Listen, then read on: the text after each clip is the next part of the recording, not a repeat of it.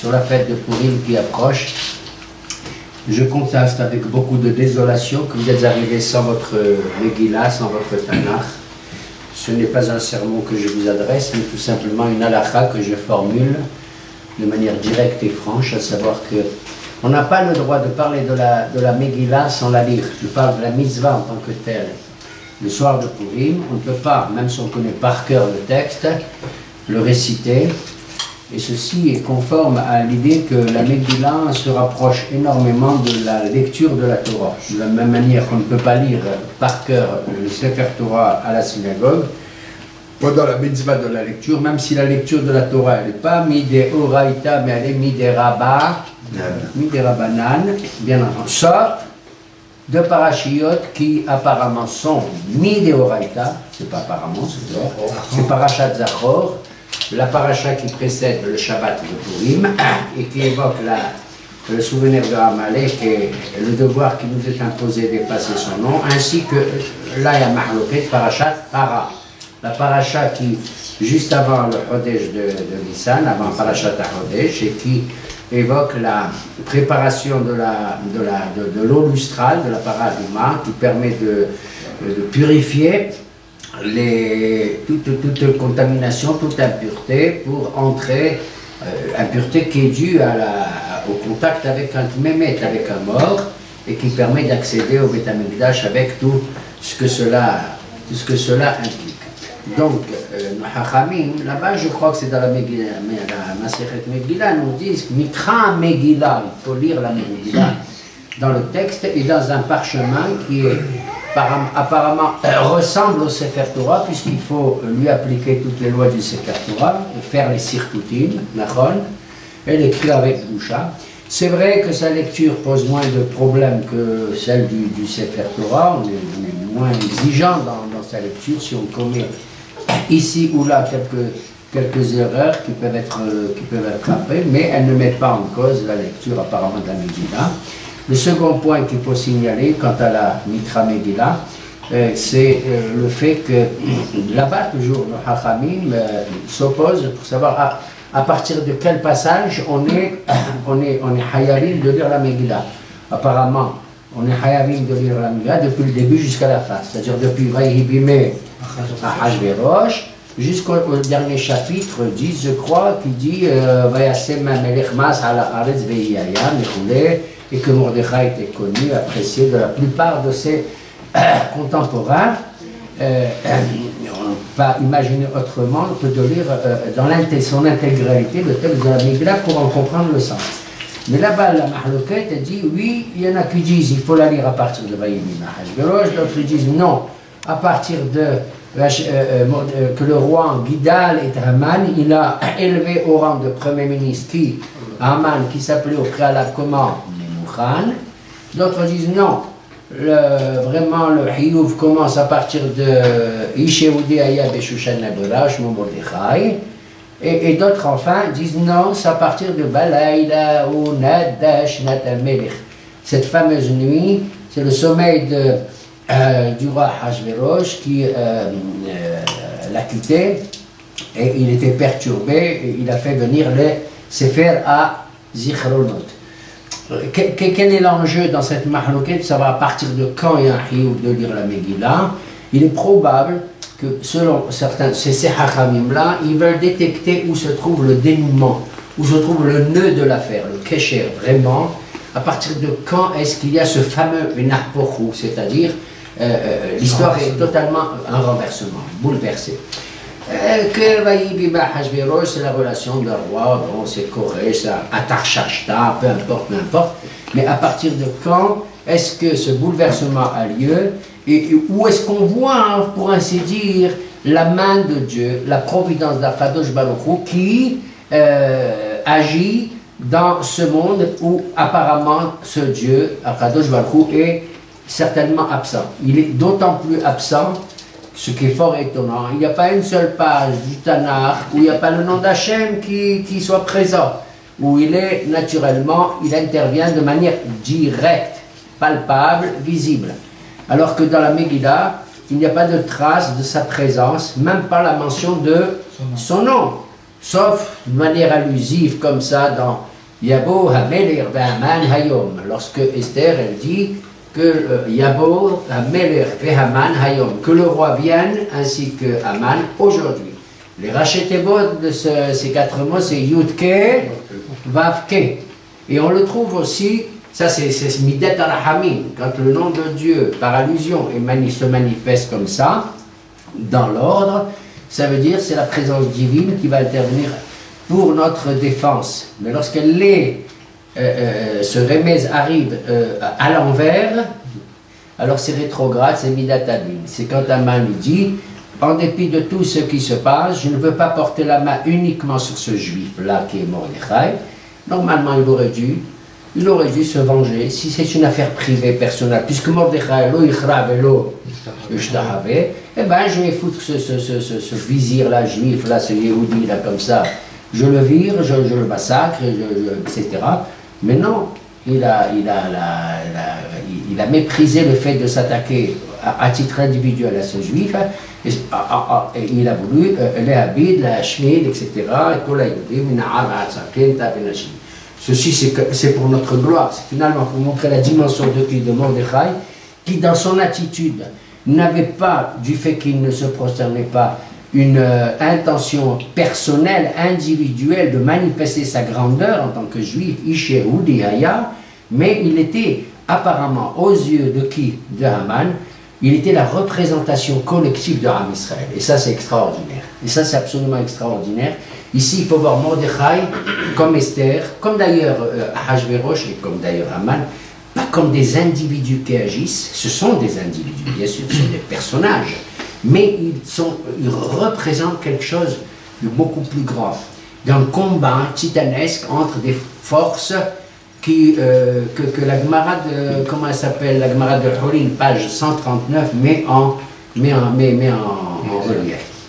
Dans la Gemara de Hurin, là-bas, de page 139, telle qu'elle est reprise aussi, je crois, par le Maharal, à droite ou à gauche, et dans le livre de Ora Hadash, qu'il a écrit, et aussi dans, je crois, des Agadot, dans le Gvurot Hashem aussi, il est curieusement fait mention d'une question que des Juifs, d'une région qui s'appelle Papounaïr, les Papounaïers ont posé une question, il faut rire ces gens, vous allez voir, la première des questions, toutes les questions sont étranges, mais elles concernent notre fête de Purim.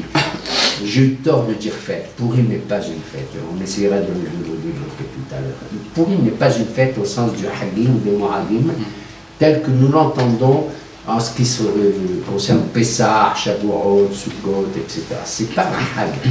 Même dans la chanson Hag Purim, c'est pas un Hag. C'est le contraire d'un Hag. C'est la trouille, c'est le Nahpochon. C'est pas un Hag. Ça ne doit pas s'appeler un Hag. Un Hag ne peut mériter ce nom que s'il est originaire de la Torah, du Chumash, de Moshe. Alors ces gens de Papounaï, ils posent la question à un rabbin, il s'appelle le Rav Matna, et ils lui disent Tagid Lanu, pour la mitzvah du Shiloh Haken, vous savez que quand il y a un nid d'oiseau, et on doit Shaliach Teshalach et Amki, Karek Kansi Polefanecha, Vaderech Wala Ezra, Shaliach Teshalach et Aem, et Abanim, Tziqahlach. C'est une mitzvah que lorsque tu rencontres un nid, tu veux prendre les oisillons ou les œufs, au préalable, tu ne le fais pas aux yeux de la maman, Shaléa, tu dois la chasser au préalable, elle ne voit pas cette désolation, tu prends les enfants. Et il lui pose la question, ça c'est quand le nid se trouve sur un arbre ou à la arête sur la terre, et il lui pose la question, est-ce que si ce nid se trouve sur la tête d'un homme, est-ce que c'est la mitzvah de Shaléa et Tahem? Alors il les regarde comme ça, c'est étrange comme question, est-ce que la tête d'un homme, le passage qui dit sur un arbre ou sur la terre. Ils disent non, au préalable, vous avez posé la question, est-ce que le nid, s'il est dans le ciel, c'est une mitzvah, il faut faire le Shiloh Haken. Il leur dit non, Shamaim, c'est par là. Ils leur dit maintenant sur la tête d'un homme, est-ce qu'on peut? Il leur répond oui. Ils leur dit ah bon? Ils leur dit quoi? S'il y a un bonhomme qui se balade avec un nid sur la tête, il faut faire le Shiloh Haken. Il leur dit oui.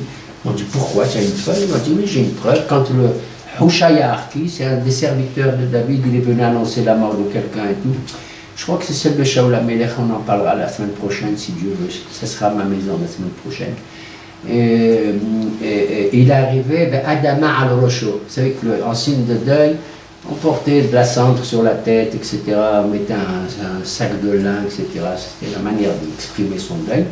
Et il a dit, il est venu, Adama al-Rosho. Il avait Adama sur sa tête. Ils ont dit quoi? Et alors Adama sur sa tête, il a dit, s'il avait Adama sur sa tête, c'est pour nous enseigner que la tête de l'homme, c'est comme Adama, c'est comme Haaretz. C'est incroyable. Il leur donne cette référence, il leur donne cette référence.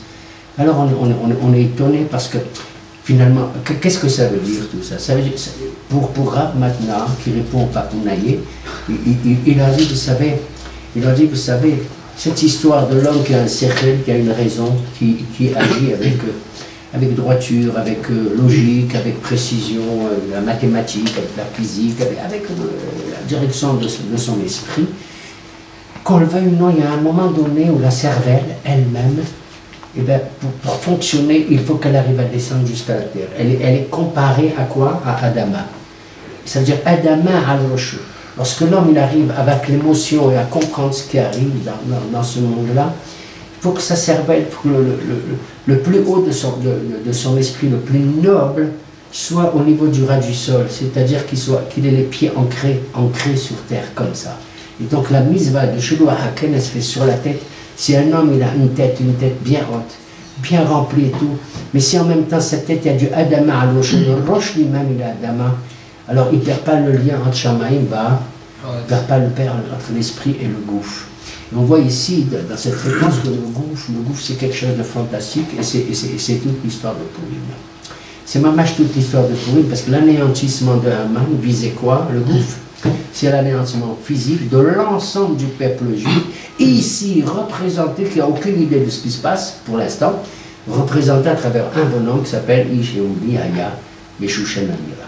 Mordechai, c'était comme le Kohen Gadol, c'était le représentant de alors, ils m'ont dit, ah bon, c'est ça. Et juste après, et c'est là le lien, et ils dit, dis-nous, maintenant, Moshe Rabbeinu, il a existé, est-ce qu'il existe dans la Torah? Moshe Rabbeinu, min Torah, minayin, d'où je sais que Moshe, il est dans la Torah, il est devenu fou.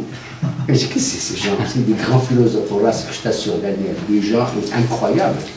D'où je sais? D'où je sais? On l'a dit, les péchos de Hachit pour dans le pays, Moshe, mais Moshe, il est mort, non? Dans le pays, Ben Israël, c'est Moshe, min Torah, minayin. Ce qu'il voulait dire. Est-ce qu'en dehors de ce Moshe qui est Ish Elohim, l'homme de Dieu qui est monté au Sinaï, Ish Elohim, est-ce que ce Moshe-là, il existait avant d'exister?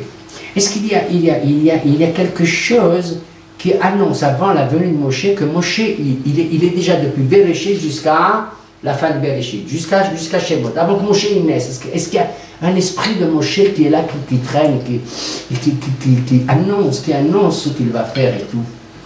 Il leur dit, ah oui, il existe Moshe dans la Torah, même avant qu'il existe. Il dit, où il existe avant qu'il existe? Il leur a dit, voilà, lorsqu'il y a eu tout effacé dans le monde, le déluge, là, à la fin du parachat de Mohamed de Noah, et l'homme, et le bon Dieu a dit, c'est fini, je ne vais plus juger l'homme parce que sinon, allez, c'est foutu et tout. Et il va vivre que 120 ans, mais avec Hassim Shana. Pourquoi? Beshagam ho basar. Étant donné que l'homme, ça n'est que de la chair. Tu te rappelles la terre sur la tête, Nachon? Étant donné que l'homme n'est que chair. Alors il leur a dit, ils ont dit alors, ils ont dit, regarde, Beshagam, Bet, Shin, Gimel, Mem, Gematria, Moshe, 345. Be-Shagam, Bet, Shin, Gimel, Mem. 345, c'est Mo, Mim, Shin, c'est Moshe Rabbeinu. Alors, ils ont dit, ah oui. Il a dit, oui, Moshe Rabbeinu, Beshagam, ou Bassar. C'est parce qu'il était Bassar avant, qu'il est Meroumaz dans la Torah et qui deviendra après Ishaïl. C'est comme cet homme-là, il a la tête, il a de la terre sur la tête et tout. Et tu peux faire la misva de Shilo Hakel, que la maman elle va aller, elle va pleurer. Elle dit, qu'est-ce qu'il a fait celui-là? Il m'a pris mes oiseaux et tout. Comme Moshe Rabbeinu, il dit, qu'est-ce que tu as fait chez Meref Mimeni et tout. Elle dit, ah bon, Moshe, il existait avant d'exister. Il était tout de chair. D'ailleurs, quand il nomme son successeur, Moshe Rabbeinu, qu'est-ce qu'il dit? يفقد الإلهي روحه يفقد على عداء إيش أشير روح كل بصار. Comme ça il dit, mon Dieu, je t'en supplie, je veux le dirigeant, tu diriges, tu choisis après moi, un homme qui soit dans l'esprit de tout, chacun des juifs. Il faut qu'il soit capitaliste, communiste, il faut qu'il soit intellectualiste, il faut qu'il soit Nachman, il faut que ça Bretzlevien, il faut que ce soit Lubavitch, il faut que ce soit Sfaradi, il faut que ce soit Constantinois, il faut que ce soit tunisien, il faut que ce soit etc. Il faut qu'il ait de ça en lui pour qu'il puisse diriger. El Elohe Arohot, l'Echol Basar. Un homme de tous les esprits, mais l'Echol Basar, qui connaissent la chair, qui sentent la chair, qui sentent tout cela, ce lien qu'avec le gouffre qu'il y a avec la chair. Alors ils ont dit, ah oui, le gens de Babounaï, ah il est donc Moshe, il est comme ça et tout. Ah bon. Il a cru qu'il allait s'en sortir, comment il s'appelle, Matna, il a dit, boss, bye bye. Non, non, non, Matna, venez. Nous on dit, dis-nous, Haman min Torah minayin, il dit, bois alikum. C'est pas possible. Mais enfin, vous lisez pas le Tanakh, il y a la Megillah tout entière. Oui ou non, elle parle de Haman. Elle parle de Haman. Baliami ma'im gidal, Haman, Haman. Waimali Haman, Hima. Et Haman, et Haman, et Haman. Il va boire, il va manger, et Haman et tout. Il dit, non mais est-ce qu'il y a le prototype, est-ce qu'il y a le shoresh, comme tu nous as dit, il y a le shoresh de Moshe Rabbeinu dans la Torah. Il y a le shoresh de la terre et du cerveau de l'homme dans la Torah. Est-ce qu'il y a le shoresh de Haman? Il leur a dit, toi, allez, comme c'est pas possible. Ça, c'est des gens de la folie pure. Eux, ils ne lisent pas que la Megillah. Ils ont lu la Megillah et ils n'ont rien compris. Ils ont juste une histoire. L'histoire des mille et une nuits. Oui ou non? Le roi envoyé, bébé Hachvérosh, il a fait. Tu te rends compte combien de jours il a fait? 180 jours. 6 mois, baba. Je te jure, moi hier j'ai fait Souda Shlichit, j'étais capoute. Non mais attends, mais si je vais chez Ishaq, un petit Mahia, il me tue. 180 jours, tu entends, ça te plairait. Ishaq, ça te plaira de faire 180 jours. Tu m'entends, Ishaq. D'accord? Plus 7 jours selon certains. Et un autre travail dit non, les 7 jours c'était dans les 180. C'est pas des gueuletons. Tu te comprends? Alors, comment Haman, il est là, il est dans le Tanakh, il fait partie du Tanakh, il fait la Megillah, il parle que de lui. Il dit non, non. Ce Haman physique, ce Haman historique et tout, c'est vrai, c'est un rachat, un machéno et tout ce que tu veux dire. Ben Hamedata Agagi. On sait, il descend de qui? Il descend de Haman. C'est pas écrit, pas du tout. On pense que Agag, du temps de Shaoul, c'est un Amaleki, donc peu importe. De toute façon, pour nous, tout antisémite, tout ça, c'est un Amaleki, c'est pas la peine. Même s'il ne descend pas physiquement de lui, c'est un Amaleki. Il leur a dit, mais je ne comprends pas. Ils ont dit, non, on veut savoir quels sont les enjeux qu'il y a dans cette Megillah. Écoute-moi là maintenant, ce qui se passe dans la Megillah, ce sont des forces occultes qui s'emploient depuis le début des origines. Ce n'est pas depuis l'histoire de Hachvérosh ou Hachvérosh, on n'a pas connu ça. Est-ce que ça existe avant? On veut savoir le shoresh de ce mal. D'où vient le mal? Qu'est-ce qui anime Haman comme ça? Qu'est-ce qui peut l'amener à créer des cartes, les habits, la haroug, la shmid, etc., etc., etc. Vehipil pour.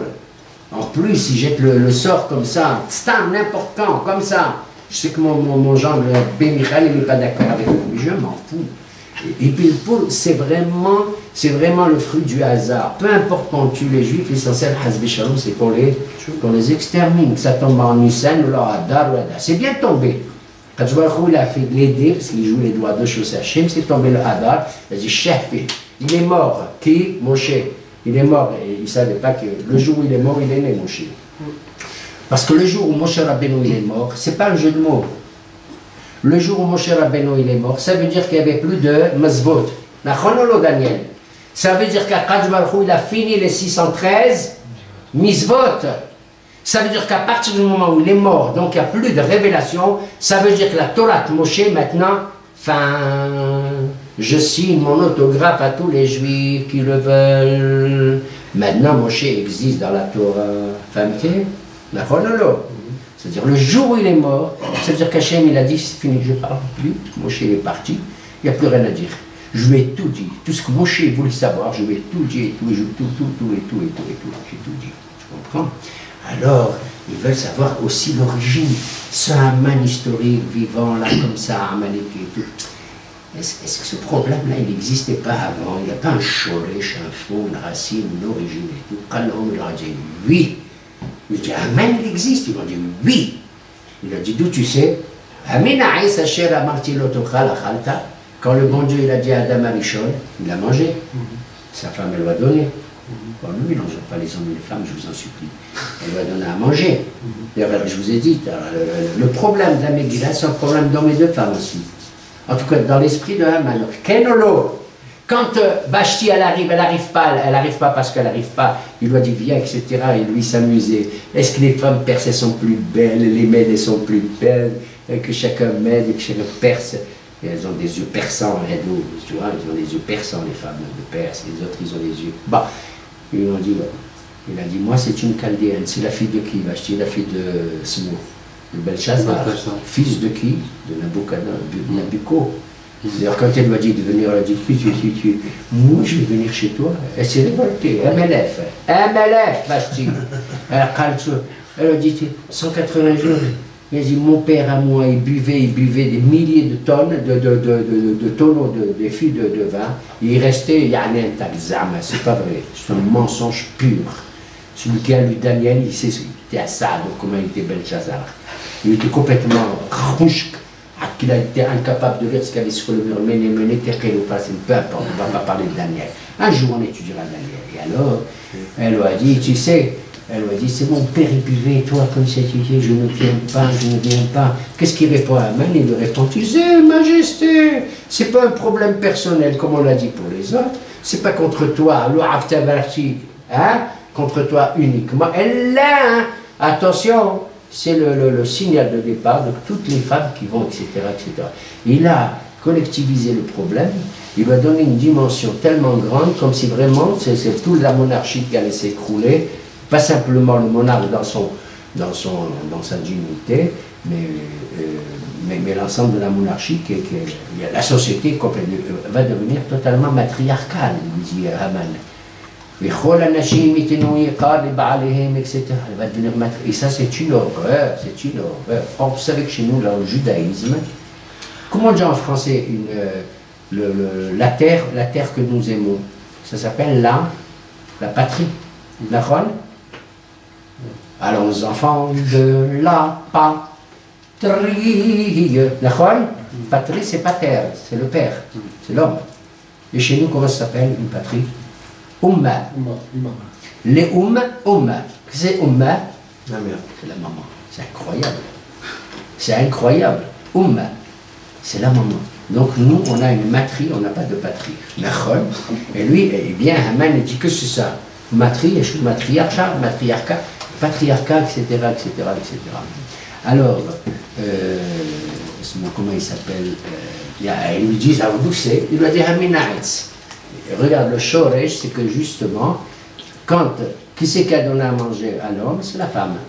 Mais la femme, qui c'est qui lui a donné à manger? C'est son Nahash. Et là-bas, les papounaïs qui demandent à Aral Matna, et les Hachamim comme le Maharal et d'autres, et ils disent, vous savez, Hamim, ne lis pas Hamim, c'est là, Haman, tiens, moi j'ai trouvé, moi, monsieur Gued, excusez-moi, c'est pas de la vanité. Moi j'ai dit, il a trouvé Haman, moi j'ai trouvé Haïtz. Quand Haman il va voir le roi, il lui dit, Haïtz Asher, Echin, Lo. Il a préparé le Haïtz aussi, d'accord? Et ce Haïtz, il était aussi grand que Hamishim Hama, 50 coudées. Combien il faisait? 50 coudées. C'était la hauteur du Beth Amikdash de l'époque, qui était encore même pas en arrêt de construction. Bon. On ne va pas parler de ça. On arrête de compte. Et d'après certains, ils disent qu'il a pris un Haïtz, tu te rends compte, tiens. Bon, j'ai envie de tuer. Non, j'ai envie de tu te rends compte, pour pendre Mordechai, tu crois qu'il a pris un sycomore ou un cèdre qu'il y avait là-bas en Perse? Pas du tout. Il avait ses enfants qui vivaient où? 10 de ses enfants, ils vivaient à Yerushalayim. C'était des gouverneurs. Regarde dans la Megillah, tu vois. Oui, par le Vaizata, il a le vav grand comme ça, ils sont tous ensemble. Regarde Esther, qu'est-ce qu'elle dit. Et ils sont morts, ils ont tué, ils ont tué. Elle dit, je t'en prie, Majesté, qu'on fasse en sorte qu'on pende. Il a dit quoi? Il a dit, ils sont morts. Il a dit, non, je veux qu'on les pende. D'ailleurs, pour certains Hachamim, de nos jours, ça rappelle les dix trucs de Nuremberg, les 10 nazis. Bon, il y a tout un sipour, parce que si tu regardes les petites lettres qu'il y a écrites là-bas, c'est Tafshin Zayin, ça correspond au mois de Purim, ça correspond à la période de Purim, le procès de Nuremberg, ils ont été pendus et tout. Que l'autre année, il a écrit Purim, Spiel, etc., etc., etc. Et tu regardes là-bas, il va ils attaquent et tu vois là-bas. D'accord? Alors, ils ont dit, ils ont demandé les papous, là, dis-nous. Amen. Mais c'est dans la Megillah. Il dit, bon, ça va, moi, la Megillah, ça va. Tu me dis que la Megillah, hein, écoute-moi, Rav Matna, tu m'as dit tout à l'heure que la Megillah, on l'écrit comme un Sefer Torah, oui ou non? Bon, est-ce qu'on écrit le livre de Ruth comme un Sefer Torah, monsieur? Non. Est-ce que tes livres, on l'écrit comme un Sefer Torah? Non. Alors tu vois, Ktab, Dvar, Emet, Shalom, et tout c'est écrit dans la Megillah, Vatirtov Esther, elle a dit, Hachamim, Kitvuni la Dorot, et tout. C'est de la Torah, Baba, maintenant. Si c'est de la Torah, alors c'est le reflet, c'est le facsimilé, c'est quelque chose qui sort de la Torah directement, du ventre de la Torah. Ça veut dire, la Megillah me dit, attention, regarde dans la Torah, tous les personnages que tu vois là-dedans, Moshe, ou le Shiloh Hakem, dans la tête, c'est la tête, ils sont dans la Torah. Il dit, je veux le shoresh de Haman, je veux comprendre dans la Torah en préfiguration, prémonition, ce qui est l'histoire de la Megillah, puisque c'est comme une deuxième Torah, la Megillah. Il leur a dit, Hamin Haaretz, c'est-à-dire c'est le mal par excellence. Ce mal, ce ras, mélangé au tov, la da'at tobara, ça y est, c'est un bilboul shalem, que tu mélanges entre le ra et le tov. Tu entends? Tu mélanges par le da'at, le tov et le ra. Et c'est ça notre problème qu'on vit, on est dans une impasse dans ce monde-ci, parce que notre libre arbitre, il est obligé à chaque seconde, à chaque minute de choisir. C'est ça la barrière. C'est pas tu te dis, tiens, j'ai le libre arbitre, voilà, ça c'est ra, tout ce qui est à droite c'est ra, tout ce qui est à gauche c'est tov. Donc c'est clair, ça se voit. Il dit non, c'est un mélange, ça c'est tov et c'est ra. Ça c'est tov et c'est ra. Une mitzvah, la manière de la faire c'est tov et c'est ra. En tzaddik ba'aretz asher ya'aseh tov velo yahita. Wa aliyah. Quoi, le tzaddik, il fait le tov, et tu me dis, en faisant le tov, le tzaddik, sache que peut-être il a fait aussi un hait. C'est-à-dire qu'il y a un peu de ra là-bas. Comme dans le ra, il y a un peu de... Alors on veut savoir le shoresh de Haman, comment, le rachat, comment il dit. Il dit, ça vient de là-bas. Le da'at tov, voilà, le bilboul qui est entre le bien et le mal. Comment on va s'en sortir?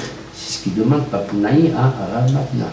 Il leur dit, regarde que les Hachamim, ils ont dit, je suis toujours dans le même Gemara, il dit, Hayav inish lebisum me bepuria. Le seul moyen, c'est sans s'enivrer, sans tomber dans la néantisation de ton esprit, de ta logique, mais arriver à la frontière entre l'esprit et l'incompréhension des choses, pour comprendre tout ça. On est dans l'absurde, on est dans cet absurde-là. Comment le mal il peut avoir une emprise sur le bien, etc., et se mélange et tout. Voilà pourquoi on dit qu'à un certain moment, on dit, comment on dit, la suite. Jusqu'à ce qu'ils ne comprennent plus rien du tout. Jusqu'à du tout, voilà, il se passe. À tel point que on ne sait plus entre Baruch Mordechai et Harur Haman. C'est à l'époque qu'on ne sait plus. Parce que le mal, il est résorbé totalement et tout, devient totalement bien et tout. D'où il est ce shoresh, il est profond, il est enraciné comme l'arbre, comme le haïtz. Il n'y a pas plus enraciné que le haïtz. Surtout si ce haïtz, c'est comme un arbre que tu vois aussi. C'est comme le pommier, par exemple. Les fruits de l'arbre du pommier, ils arrivent, d'après certains, avant la naissance des feuilles. C'est pas vrai biologiquement, mais c'est une idée, c'est une image. Ça veut dire que le naasé, il arrive avant le nishma. Le fruit, c'est le naasé, c'est l'action. Il est là, le fruit, c'est la terminaison des choses. C'est le naasé, c'est l'action. La chronologie. Le fruit, c'est le naasé. Le nishma, c'est la compréhension, la feuille qui court avec son ombre, le fruit, etc., etc., etc. Donc il y avait le naasé du nishma dans ce ayat, c'est tout. Et on l'a reçu. On l'a reçu où? On l'a reçu au Matan Sinaï, au Mahamad al-Sinaï. Qu'est-ce qu'on a dit? Vous voulez recevoir la Torah? Alors on a dit oui, naasé benishma. Mais on n'était pas là pour voir nos ancêtres. Il a dit, si vous n'écoutez pas la Torah, boa'alikum, kafa'ara alayhim ke ou l'acceptez, ou shabjek ke boratchem. La Torah, c'est votre survie, sans la Torah, c'est plus votre survie. Ils ont dit, bon, on accepte. Ils ont accepté, mais quand même, il y a un petit pincement de cœur. Ça veut dire la République et tout. Il a voulu leur donner Torah chez Baal Pé, ils ont refusé. Le Torah chez Birtav, d'accord et tout. Et alors on a vécu, si vous voulez, depuis Moshe Rabbeinu, qu'on était au Mahamad al-Sinaï, jusqu'à l'histoire d'Esther et de Purim, comme si, Keilou, on a appliqué la Torah, mais avec une montagne sur la tête. C'est-à-dire contre un Béonès. Et ils viennent nos Hachamim nous dire, maintenant que tu as compris le shoresh des problèmes, disent les Papounaïa, maintenant plutôt le contraire, maintenant tu vas comprendre que dans l'histoire vécue de maintenant, l'histoire maintenant de Haman, de Mordechai et tout, que Qeimo et Keblo ils ont maintenant accepté ce que là-haut, ils ont appliqué ce que là-haut, ils ont dit oui, on accepte, Keblo est la Torah, mais on a accepté à Purim la Torah quand? Maintenant, avec notre plein, mamash, notre plein gré. C'est-à-dire le sursaut, et il est venu de nous. Ça veut dire que ce Aminaït, que ce Bassar de Moshe, que cette tête qui est terre, etc., etc., tout ça c'est de la philosophie, tout ça c'est de la théologie, tout ça c'est dans la Torah, mais la Torah elle a attendu quand est le moment historique réel, où on va vivre toutes ces notions-là, c'est du temps mystère. C'est du temps, ils ont dit d'où ça existe, alors ils ont dit, bon, shalom, au revoir, attends, quoi, Shalom, dites-nous, Mordechai dans la Torah, d'où ça existe? La même question, Nachol. Mordechai, la Torah Minaïm. Vous moquez de moi. Ishéoudi, Haya, Bishlouchmo. Mordechai, Bechimai, Ben Kish, Ishéoudi. C'est un descendant de qui? De la tribu de Benyamin. Fils de Shimei, fils de Kish. Vous vous rappelez, Shmuel Shaol aussi, il avait un papa qui s'appelait Kish. Nachol, fils de machin, fils de Ner, fils de. C'est un Binyamin, c'est un type de Binyamin. D'ailleurs, c'est un combat qui continue depuis longtemps, puisque Shaoul, il est de Binyamin. Et il n'a malheureusement pas réussi avec Agag, avec Amalek et tout, mais il descend de qui? De Binyamin lui-même. Alors, comment il s'appelle? Haman et Dia, tu vas te prosterner comme tous les Juifs qui sont prosternés dans la Torah. Jacob et ses enfants, ils sont prosternés devant Issa, mon ancêtre, parce que c'est Amalek. C'est le petit-fils de qui? De Esav. C'est le fils de qui? De Eliphaz. Eliphaz, c'est le fils de Esav. Donc c'est le grand-père de Amalek, c'est où Esav, c'est Esav. Alors il dit, tu vas te prosterner, comme ils sont tous prosternés. T'entends, Mordechai? Hein? Alors il lui a dit, oui, peut-être, mais moi pas. Il lui a dit, pourquoi? Il lui a dit, parce que des 12 qu'il y avait, il n'y avait que 11. Boalik. Il lui a dit, quoi? Il a dit, moi j'étais pas né. Binyamin n'a pas pu se prosterner devant Esav. Pourquoi? Parce que Binyamin n'est pas né là-bas chez la Ben Arami. Il est né où? Be'eretz Israël. Quand elle arrive, la pauvre Rachel et tout. Et on a Hachamim dit ça. Tu sais, la Géoula va venir aussi, même pour le Mashiach et le Nabi et tout. On l'a déjà dit ou pas?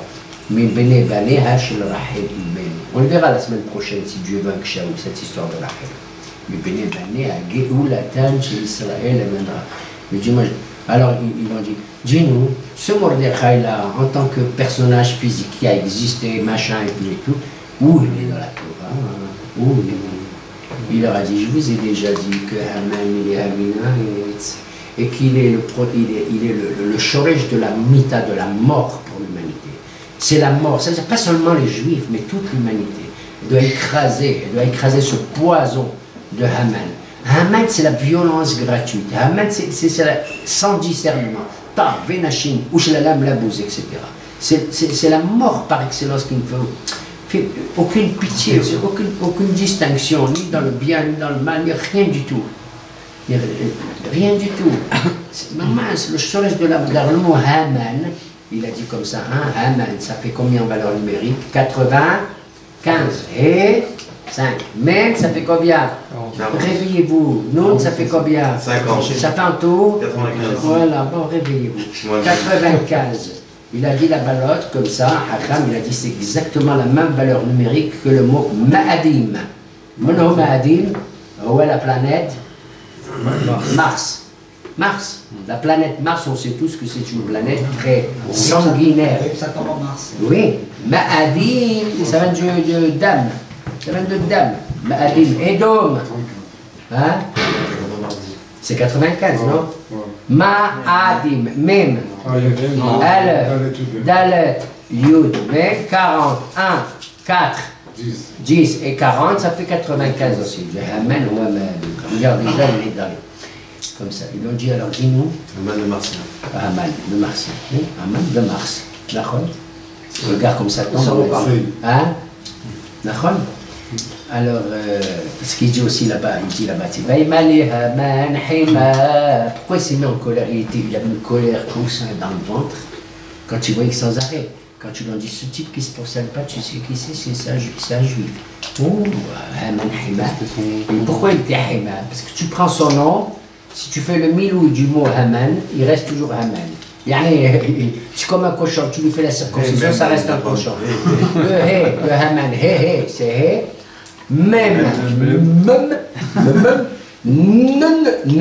Haman. Alors tu écris Haman, recto c'est Haman, verso c'est Haman.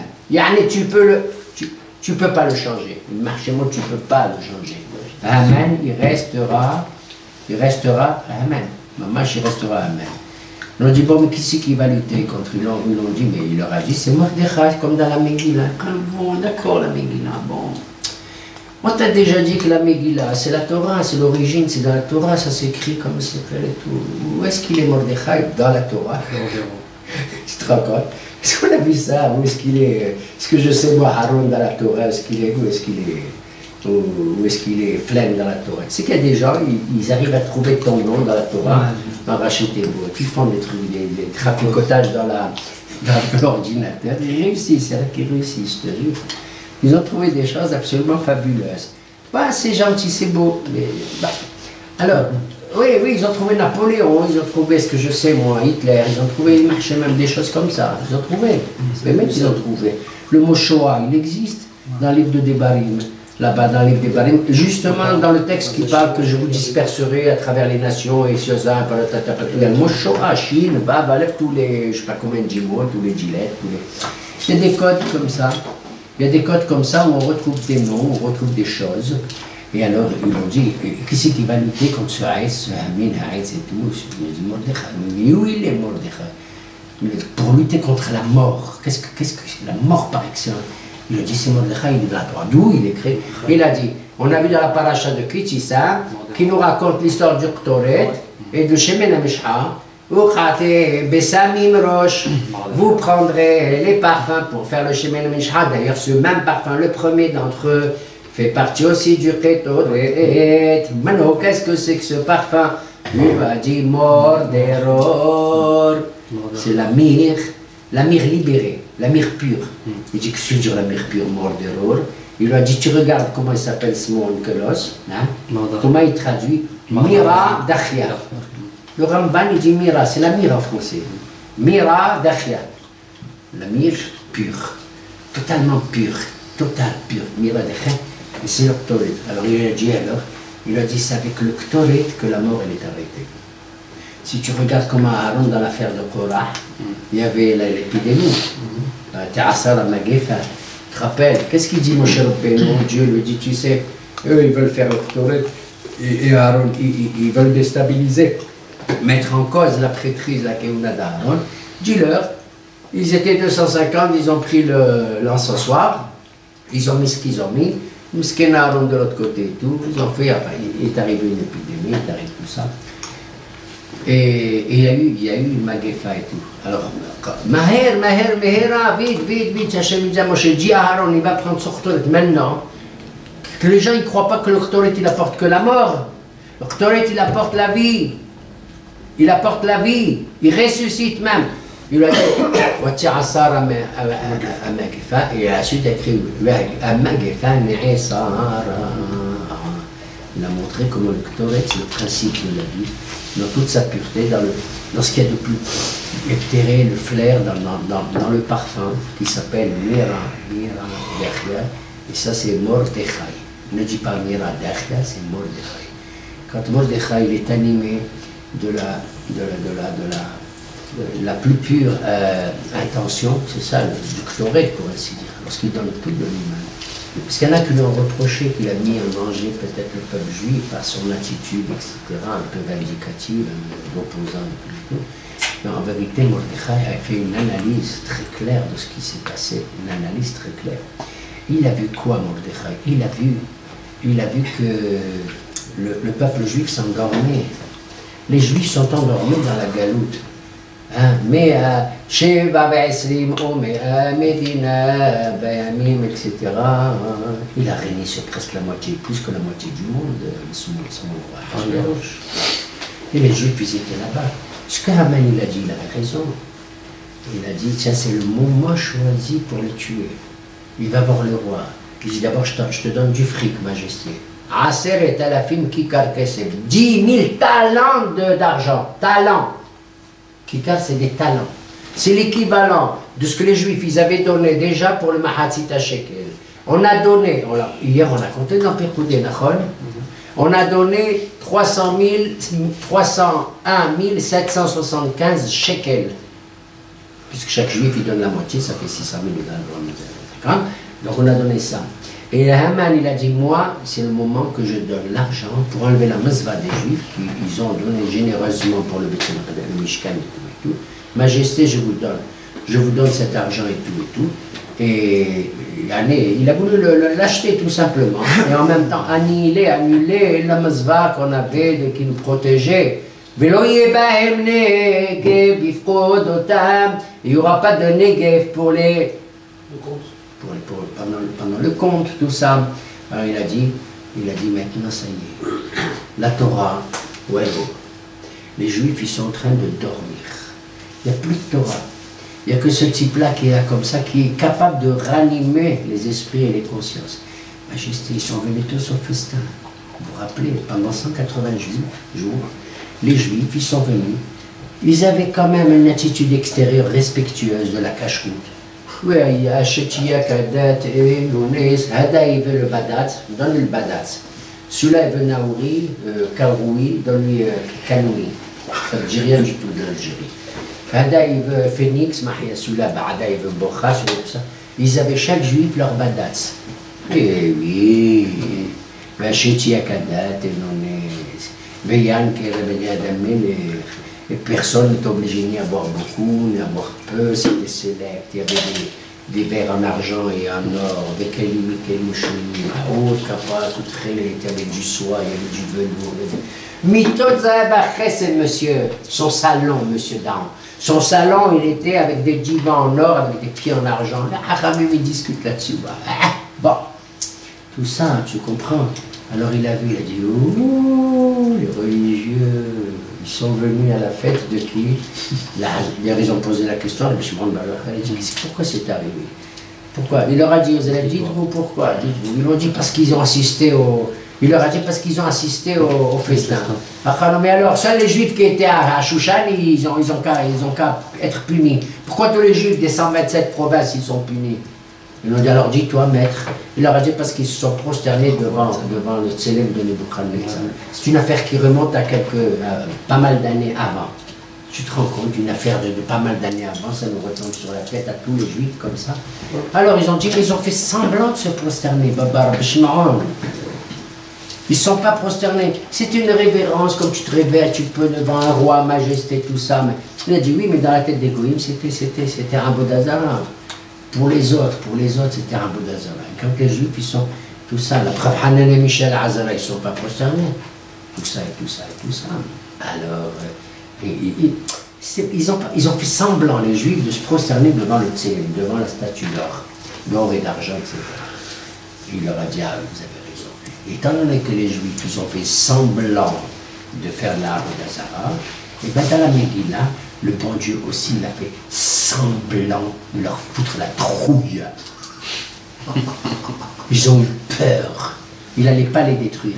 Kadosh Baruch Hu, il est là pour Haman Aracha. Mais jusqu'au dernier moment, ils ont cru vrai. Dieu, il a fait semblant. Tu as vu un peu le top. C'est ça. Cette histoire de la Megillah, c'est du semblant pour ça. On fait une fête pour un événement qui n'a pas, mamash qui n'a pas eu lieu. Tout ça, c'est du mégotage. Comme on dit, c'est de la poudre aux yeux. Bon Dieu nous a fait peur avec de la poudre aux yeux, parce que nous aussi, notre religion, c'est de la poudre aux yeux. Voilà l'histoire de la Megillah. Voilà mamash l'histoire de la Megillah.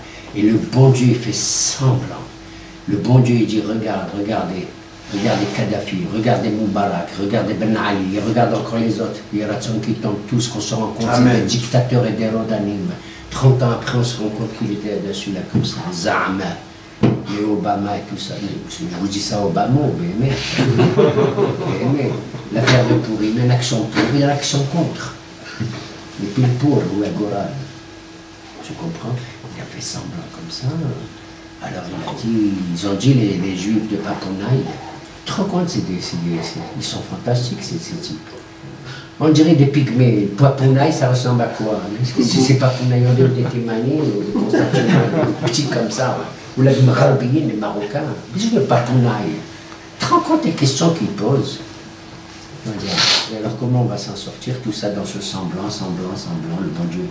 Alors, ils ont dit, bon maintenant dis-nous. Le cœur, la vraie vedette de l'affaire, c'est qui? Je vous ai déjà dit, les Hachamim, ils ont discuté. Et ils ont dit la vraie vedette. Il y en a un qui dit c'est Ahashverosh, il faut commencer la Megillah par Vaï Bima Ahashverosh. L'autre, il a dit c'est Haman, la vraie vedette, le dénouement. L'autre, il a dit Ish Yehuda Beshushan Nabira. Et Papouna, il dit oh, hé, oh. Il y a une vedette que vous avez oubliée. Qui c'est? Khalom Esther, Minatora Minaïm.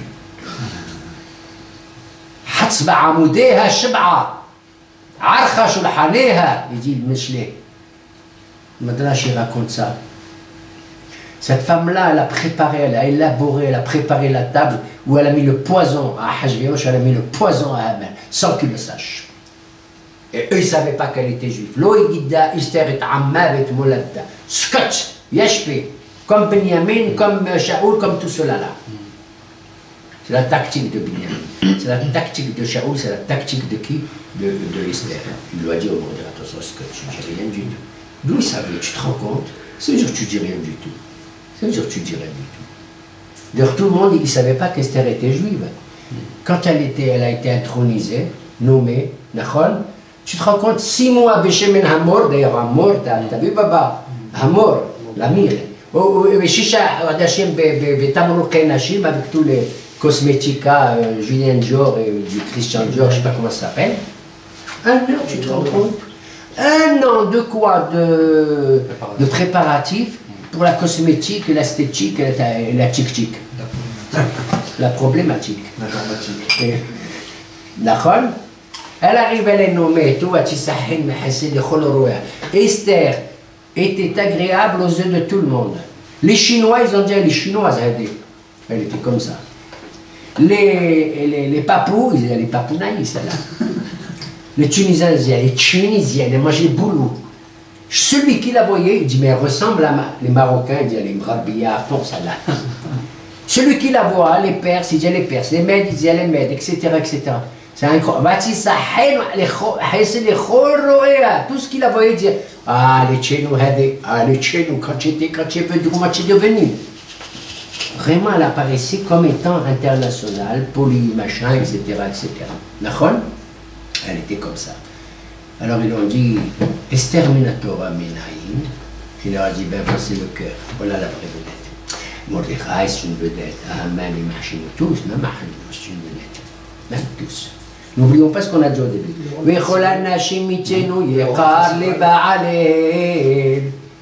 Et elle a fait, qu'est-ce qu'elle a fait? Elle a préparé la table et tout. Elle ne l'a pas dit. Elle leur dit, Esther Minatora Minaïm. D'où je sais que la femme qui s'appelle invisible est visible dans la Torah. Parce que tu sais ça veut dire Esther, Seter, le chef de Seter Aïlon, Esther. Mais c'est caché, mais c'est une étoile merveilleuse. Parce qu'Esther, ça vient du mot français astre. Pardon, le mot français astre, il vient de l'hébreu astar. Allah Astar. Astahour, il l'appelait comme ça. Son vrai nom, chez les pères, Astahour. Astahour, yes. Astahour. I am Astahour. Il n'est pas là, venez, on chante. On a fait une comédie musicale sur Pourimia Hasra. Ni trop proche, ni trop loin. Je ne connaissais pas la chanson. Toutes les femmes, elles ont été et alors ils ont dit à Esther, où est-ce qu'elle est? Le chorège de Esther et tout. Ce Dieu qui a fait semblant et tout. C'est ça le problème, là-bas. Il y a beau Hamel et Chayoum et Hamel, il est derrière Hamel et derrière Hamel. Toi, tu cherches le bon Dieu derrière les téphilines, tu cherches le bon Dieu derrière la simha du Hajj, tu cherches le film derrière la Torah, tu cherches le bon Dieu derrière la Brit Mila. Tu ne le trouves pas. Esther, Mina Torah. Où est-ce que Dieu est caché dans cette histoire? Mais il dirige encore les ficelles, il est caché tout ça, mais c'est lui, hein. On dit c'est lui. D'où c'est dans la Torah? C'est écrit dans le livre. Et moi, oui, je cacherai, je voilerai votre visage. Tu as compris? Vous avez fait semblant, je ferai semblant, mais je vous abandonne pas. L'homme est assis, l'homme est alti, tu as compris? C'est ça, Esther. Esther, c'est la Shekhina qui est comme la lune cachée comme ça.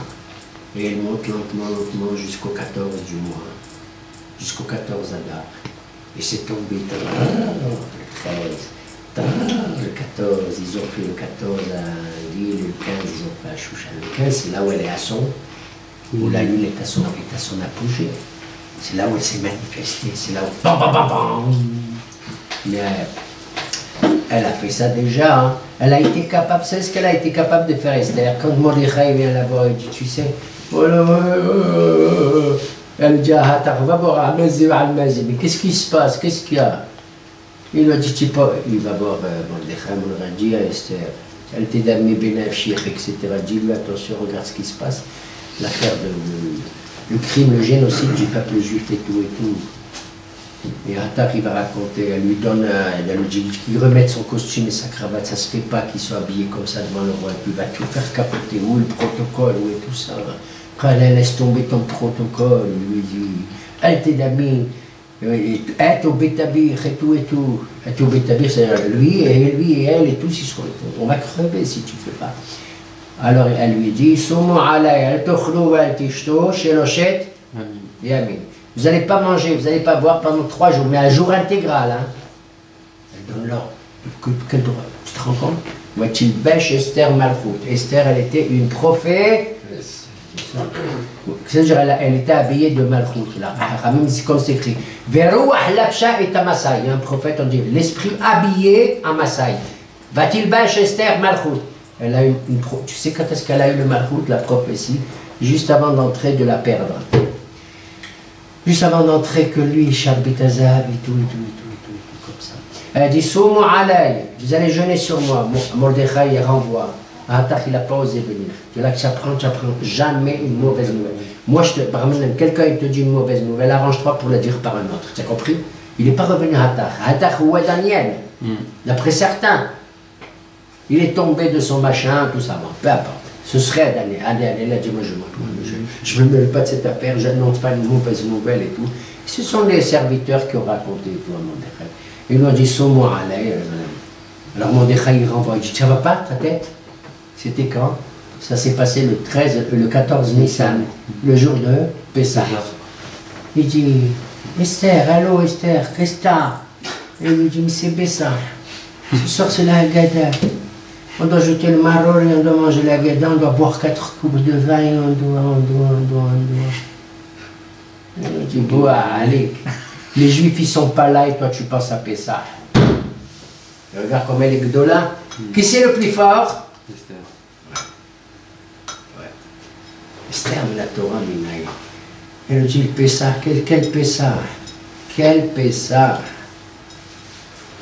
Quel Pessah?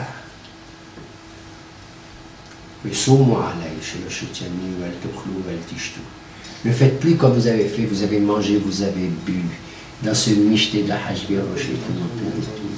Ne faites pas ça. Tu sais pourquoi il a dit à un rabbin, ils sont mis à boire et tout? Ce qu'ils sont en train de vivre maintenant, Khadosh Baruch Hu nous le fait payer. Nous le fait payer. Ils sont assis pour boire et il lui raconte, je te donne les 10 000 talents d'or et d'argent et tout. Les rabbins ils disent, pourquoi ils sont assis? Parce qu'on s'en fout, ils ont mangé, ils ont bu et tout. La baisse, la baisse, la baisse. Il leur a dit, c'est parce qu'il y a 2000 ans, il y avait des juifs, une dizaine de 9 juifs, c'était des frères. Ils étaient assis, en train de manger et en train de boire. Et juste à côté d'eux, il y avait un puits. Et dans ce puits, il y avait un jeune homme qui criait, qui pleurait. Mes frères,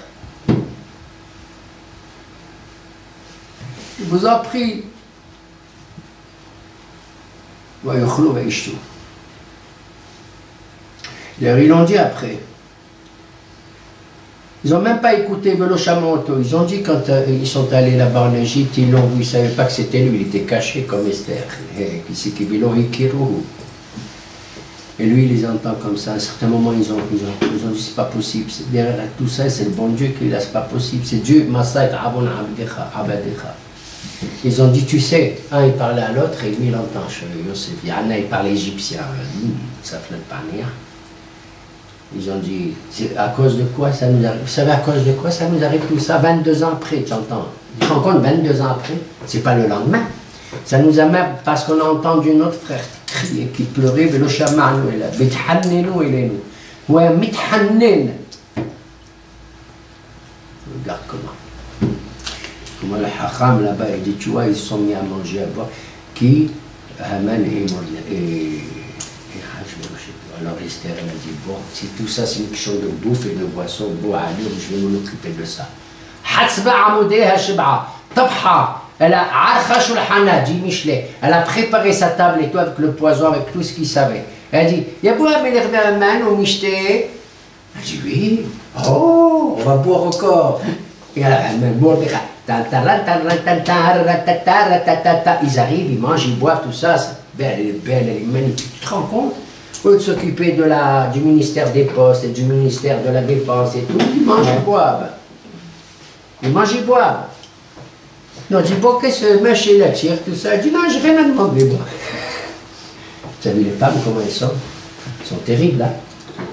Elles sont terribles. Comment une femme, elle arrive à se contenir? D'habitude, elle parlait. Là, elle arrive à... C'est une benjamite, une minute. La pauvre, elle est née, elle n'a pas connu son père et sa mère, qui est une Abraham. Le jour où elle est née, sa mère, elle est morte. Et le jour où sa mère, elle était enceinte de Esther, grossesse, son papa, il est mort, elle ne les a pas connus. Il a pris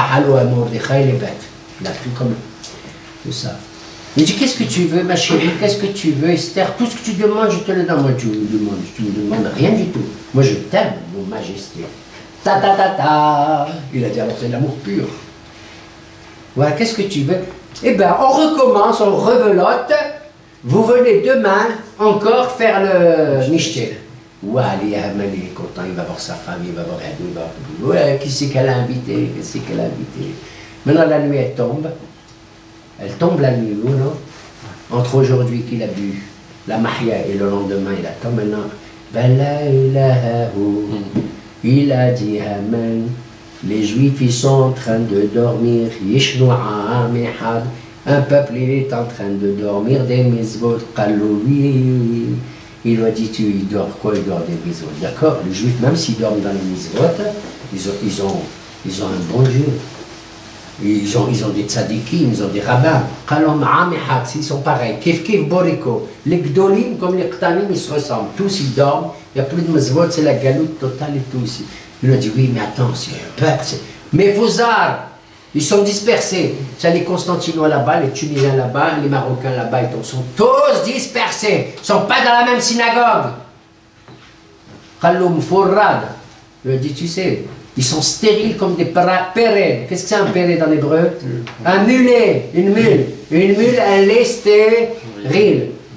Ah, mon frère, il est daté, mais tu sais, ils ne font même pas la religion comme nous. Yeshino, ils dorment. Il lui a dit, mais j'ai peur de leur Dieu. Il lui a dit, Yeshino, lui aussi, il dort. Tu sais que les Lévi'im, au début de Beth Amikdash, ils chantaient un mizmor. Tu sais lequel, Daniel? Un mizmor terrible. Dans ce mizmor, David Amelech dit, Aurra la Machishan. C'est affreux d'entendre dans le temple de Dieu, on dit, mon Dieu, réveille-toi, pourquoi tu dors? À Kedekar, il y a des hachamim, ils ont tremblé, ils ont dit, il ne faut pas qu'on dise ça, Hazbi Shalom. C'est kfar. C'est de la kfira. C'est de la kfira. Ils ont enlevé ce mizmor. Mais il existe toujours dans les pays. Aura la Machishan. Alors, il a dit, il dort, leur bon Dieu, il dort comme ça aussi. Il dort. Il y a d'autres textes sur l'histoire, le bon Dieu, il dort pas, enfin, peu importe. Alors, comme il a dit, le Dieu, il dort, les Juifs, ils dorment et tout, Kababa Rabbi Akadosh Baruch Hu, il a dit, tu vas voir. Ben là, il voulait dormir. Nedda, chez le Tamelech. Il a dit, toi, si tu dis que je dors, tu vois, je t'enlève le roh, je t'enlève ton âme, je t'enlève ton rêve, je t'enlève tout. Il n'arrive pas à dormir. Il n'arrive pas à dormir. Il se réveille et tout, il dit, qu'est-ce qui se passe? Et il se met à réfléchir. Qu'est-ce qu'elle a dans la tête, cette femme-là, cette Esther? D'accord, elle fait un mishti, mais moi j'en ai fait des mishti, je suis mieux qu'elle, moi, des mishti.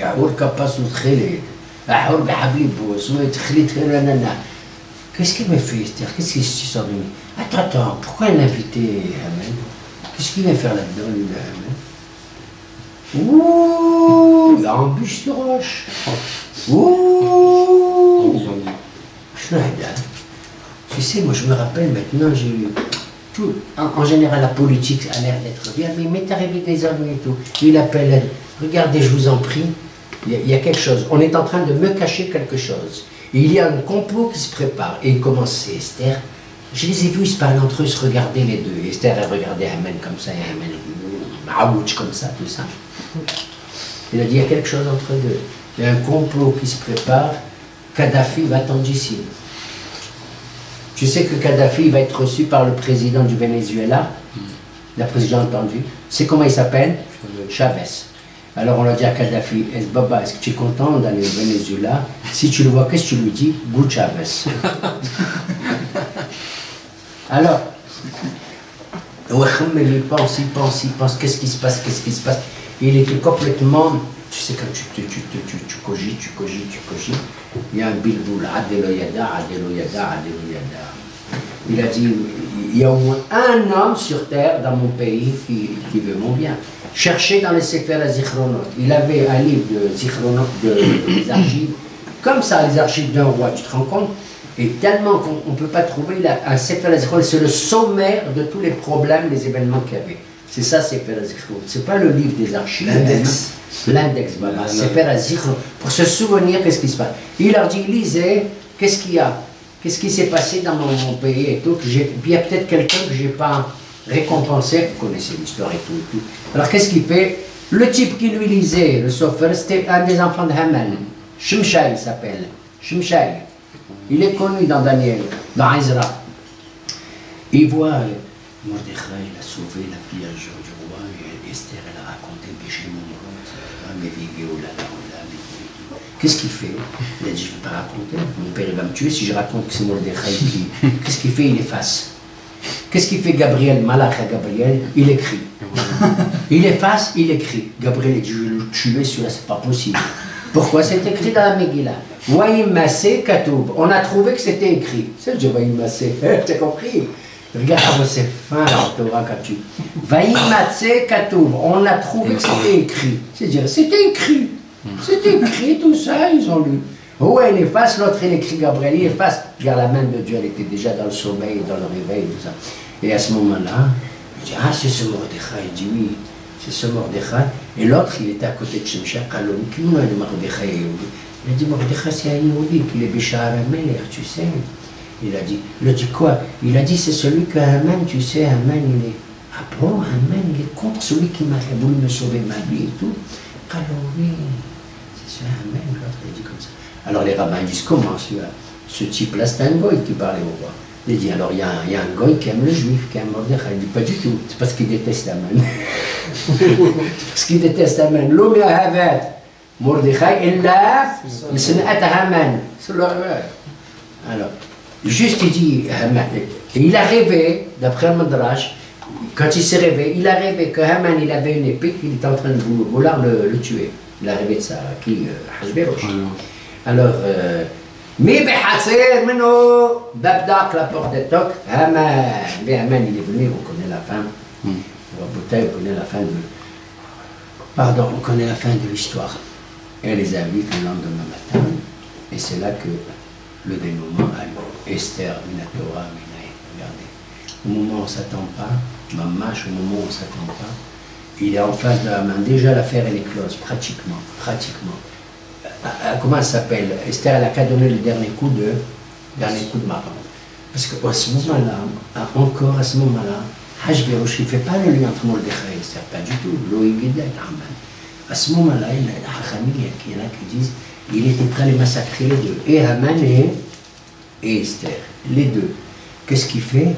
Il dit, qu'est-ce que tu veux Esther, que tu m'invites encore et tout, Al-Hatsi Malchoun, pas plus que Hatsi, jusqu'à Jérusalem, je ne veux pas Jérusalem qu'on la construise, Hatsi Malchoun, pas plus que Hatsi.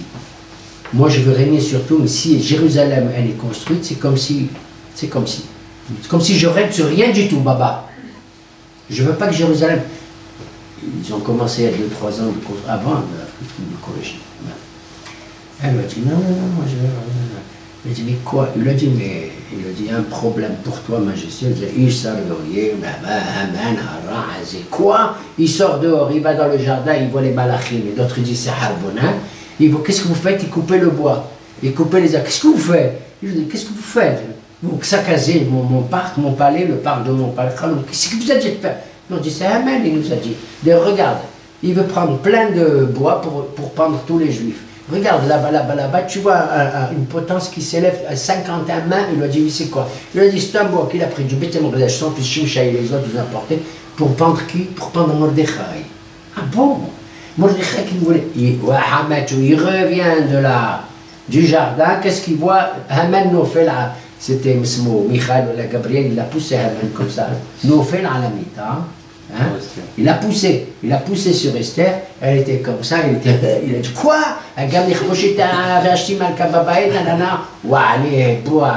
Prenez-le, prenez-le, et jetez-le, etc. Et jetez-le à l'aise. Alors on voit qu'on a ce dénouement là, qui a beaucoup de choses encore à dire là-dessus sur cette affaire. Comment donc le récit de la Megillah ne peut être compris que dans la mesure où on a une vision un peu collective de cette histoire, depuis Torah qui a été donnée Béoné jusqu'à une Torah que devra accepter Berason Mudda'a, Rabbah de Horaïta, comme dit la Gemara de Shabbat là-dessus, comme ça. Et voilà, j'arrête, j'ai oublié des choses.